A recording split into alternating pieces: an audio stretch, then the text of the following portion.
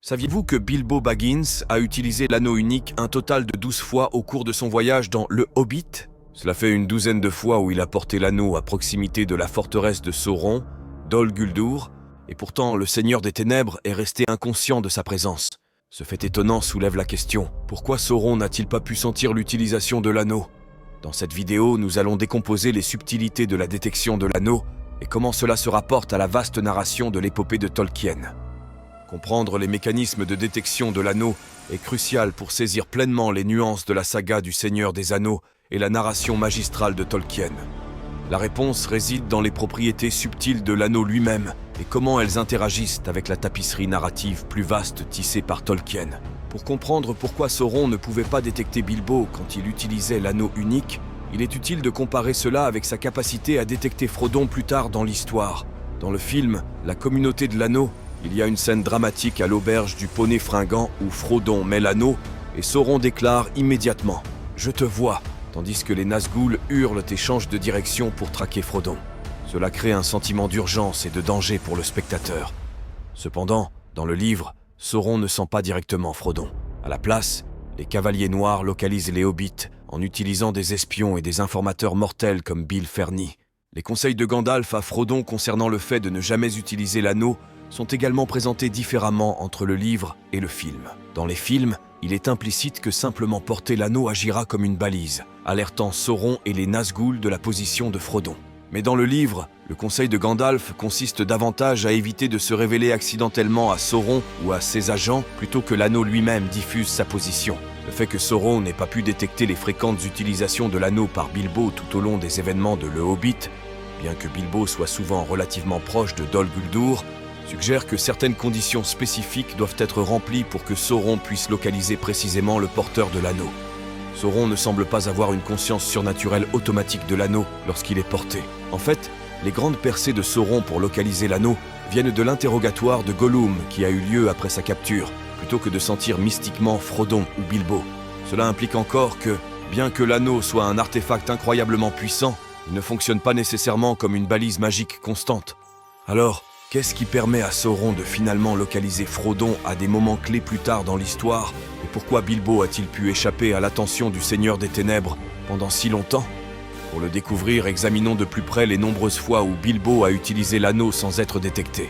Tout au long de Le Hobbit, Bilbo Baggins a fréquemment utilisé l'anneau unique pour devenir invisible, échapper au danger et prendre l'avantage dans des situations délicates. Bilbo a découvert les pouvoirs de l'anneau dans les cavernes sous les montagnes brumeuses, où il l'a utilisé pour échapper à Gollum et à un groupe d'orques. Plus tard, dans la forêt de Mirkwood, il a employé l'anneau pour approcher les nains sans être vu, échapper aux araignées géantes et trouver son chemin à travers les arbres tortueux. Bilbo s'est même aventuré près de Dol Guldur en portant l'anneau lorsqu'il a aidé les nains à s'évader des cachots du roi elfe Thranduil.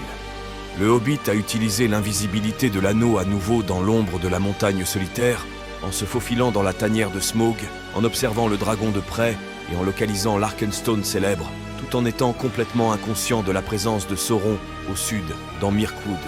Même pendant la bataille culminante des 5 armées, Bilbo a gardé l'anneau pour se protéger dans le chaos du combat avec les forces de Dol Guldur et leurs alliés si proches.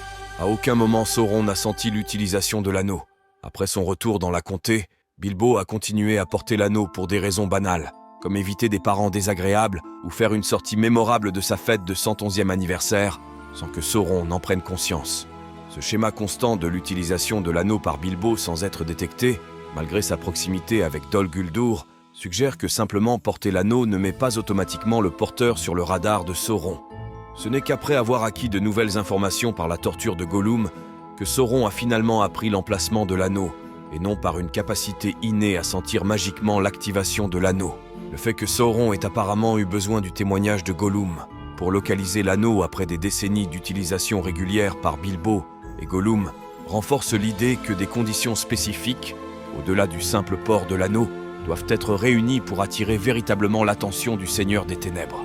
Mais quelles sont exactement ces conditions et comment diffèrent-elles de l'utilisation subtile de l'anneau par Bilbo? Pour mieux comprendre les facteurs qui ont permis à Sauron de percevoir enfin Frodon, examinons les moments clés où la présence de l'anneau est devenue connue de son créateur. Alors que l'utilisation subtile de l'anneau par Bilbo lui a permis d'éviter la détection par Sauron, les expériences de Frodon avec l'anneau se sont révélées beaucoup plus périlleuses, notamment à deux moments clés, Amon-Hen et les crevasses du destin. L'utilisation de l'anneau par Frodon à Amon-Hen a considérablement accru la conscience de Sauron en raison des propriétés magiques des ruines antiques. Le siège de la vue, situé à Amon-Hen, est un puissant artefact des jours de gloire du Gondor, offrant à l'utilisateur une vision longue portée améliorée. Cependant, lorsque Frodon s'est assis sur le siège tout en portant l'anneau, cela a créé un lien direct avec Sauron. Soudain, il sentit l'œil. Il y avait un œil dans la tour sombre qui ne dormait pas. Il savait qu'il avait pris conscience de son regard. Il se précipita vers lui. Très bientôt, il l'identifierait, saurait exactement où il se trouvait. Cette rencontre angoissante démontre comment la combinaison des pouvoirs de l'anneau et de la magie d'Amon-Hen a rendu Frodon vulnérable au regard de Sauron. De même, aux crevasses du destin, profondément dans le mont Destin, Sauron a immédiatement senti la présence de Frodon, alors que le Hobbit revendiquait l'anneau. Très loin, comme Frodon mettait l'anneau et le revendiquait pour lui-même, même à Samath-Nor, le cœur même de son royaume, le pouvoir à Barad-dûr fut ébranlé, et la tour trembla. Le Seigneur des Ténèbres fut soudainement conscient de lui. La réaction intense souligne la force immense de l'anneau lorsqu'il est utilisé au cœur même du domaine de Sauron. La prise de conscience instantanée de Frodon par le Seigneur des Ténèbres, à ce moment crucial, illustre le danger de manier l'anneau en Mordor. Même Samwise Gamgee, le fidèle compagnon de Frodon, reconnaissait le risque extraordinaire d'utiliser l'anneau dans le territoire de Sauron. Il me repérerait assez vite si je mettais l'anneau maintenant en Mordor. La compréhension instinctive de Sam concernant la puissance accrue de l'anneau à proximité de Barad-dûr renforce le concept selon lequel la proximité du pouvoir de Sauron amplifie les effets et la détectabilité de l'anneau. Certains lieux et situations peuvent dramatiquement augmenter l'influence de l'anneau et la capacité de Sauron à localiser le porteur de l'anneau. Bien que l'anneau ne diffuse pas constamment la position du porteur à Sauron, la convergence du pouvoir inné de l'anneau avec des facteurs externes comme la magie antique ou la présence de la forteresse de Sauron crée une balise métaphysique que le Seigneur des Ténèbres ne peut ignorer. Les erreurs stratégiques de Sauron concernant l'emplacement de l'anneau et les dynamiques de pouvoir ont joué un rôle clé dans la narration globale du Seigneur des Anneaux. À un niveau subconscient, Sauron a peut-être été attiré à établir sa forteresse à Dol Guldur en raison de sa proximité avec la cachette de l'anneau dans la comté, mais il a échoué à reconnaître cette attraction instinctive permettant à l'anneau de rester non détecté pendant des décennies sous son nez. Cette erreur critique a préparé le terrain pour la chute ultime de Sauron, car il a concentré son attention et ses ressources sur la localisation de l'anneau ailleurs. Le voyage de Frodon et Sam pour détruire l'anneau a capitalisé sur cette négligence, leur permettant de pénétrer en Mordor et de réaliser leur quête, tandis que Sauron était préoccupé par les batailles de diversion orchestrées par Aragorn et Gandalf. Si vous avez apprécié cette vidéo, celle-ci pourrait vous plaire également.